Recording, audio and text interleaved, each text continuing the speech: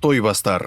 Қыз ұзату, үйлену, тағы басқа тойларда айтылатын тұрмыс салт өлең жыры. Үйлену тойының ең соңғы күнінде жігіттер мен қыз келіншектер жиналып, қоштасу кешін өткізеді. Сол кеште жастар жағы әртүрлі ұлттық ойындар ойнап, көңіл көтеріп өлең айтады. Тойбастардың мазмұн мақсаты той иесін құттықтау, мадақтау, отбасы құрғалы отырған екі жасқа игі тілек, бата, ақыл кеңес айту. Оның аяғы өнер жарысына, ән күйлерге, ұлттық немесе қазіргі той ойындарына ұласады. Айтушының қабілетіне қарай жаттанды өлең түрінде де жанынан шығарылып та айтыла береді. Өлең құрлысы, ұйқасы көбінесе қара өлең, жыр үлгісінде келеді. Тойбастар шілдехана, сүндетке отырғызу тойларында, үй ішінің, ауылдың, қаланың басқа қуаныш қызықтарында айтылады. Тойбастар жиын тойының аяқталғанын, бірақ қуаныштың алда да жалғаса беретінін білдіреді.